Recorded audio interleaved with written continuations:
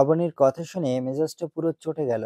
জানোয়ারের বাচ্চা রাজ, তোকে তো আজ আমি শেষ করে ফেলবো। কলিজা, তুমি একদম চিন্তা করো না, আমি বেটাকে আজ জন্মের শিক্ষা দিয়ে ছাড়বো। অবনীকে কোলে তুলে নিলাম, ওকে কোলে নিয়ে ছাদে চলে গেলাম। ছাদে গিয়ে দেখি রাজকে গার্ডরা নিয়ে এনে ছাদে শুয়ে রেখেছে। অবনীকে আস্তে করে মাটিতে নামিয়ে দিয়ে সোজা গিয়ে খাটের মধ্যে সজোরে একটা লাথি মারলাম। লাথির চোটে রাজ সোজা গিয়ে মাটির উপরে আছড়ে পড়ল। সাথে সাথে তার ঘুম ভেঙে যায়। এই, কে? কে? তোর জম। এই, তোরা ব্যাটাকে দড়ি দিয়ে বাঁধ, আর নিচে গিয়ে দেখ কিচেন রুমে কোনো ছুরি টুরি আছে কিনা। গার্ডরা রাজকে দড়ি দিয়ে বেঁধে ফেলে। তারপর কিচেনের রুম থেকে একটা ছুরি এনে আকাশের হাতে দেয়। এবার কই যাবি কুত্তার বাচ্চা? আমার কলিজার দিকে কুনজর দিয়েছিস তুই।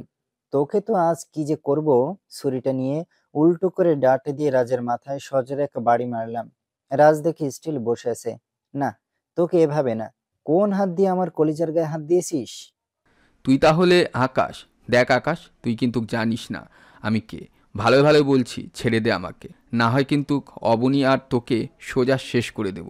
তুই জানিস না যে আমার ছেলেপেলেরা কতটা ভয়ঙ্কর। জানোয়ারের বাচ্চা, আমাকে ভয় দেখাস? আগে নিজে বেঁচে থাকিস কিনা সেটা দেখ।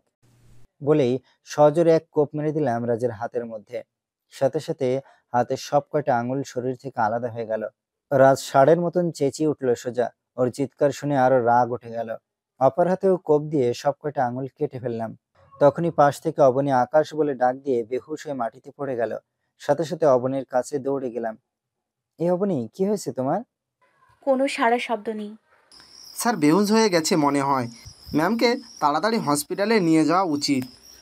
আকাশ অবনীকে কোলে তুলে নিয়ে হসপিটালের উদ্দেশ্যে রওনা দেয়।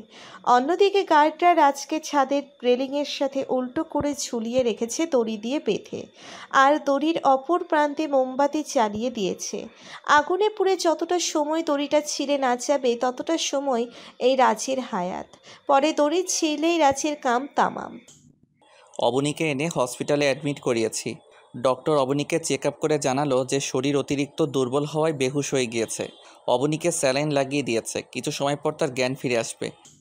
ডক্টর তাকে আজ হসপিটালে রাখতে বলে। রাতে বাজে 9টা। অবনীকে নিজের বাহুডোরে নিয়ে শুয়ে আছি। তখনই অবনীর বাবার গার্ড আমাকে ফোন দেয়, যাকে আমি অবনীর বাবার গার্ড হিসেবে নিযুক্ত হতে বলেছি, যাতে করে সব খবর আমি পেতে পারি। সে মূলত আমার লোক। স্যার, আপনি তাড়াতাড়ি হসপিটাল থেকে পালান। অবনীর বাবা আর সেনাবাহিনী আপনার হসপিটালেই আসছে।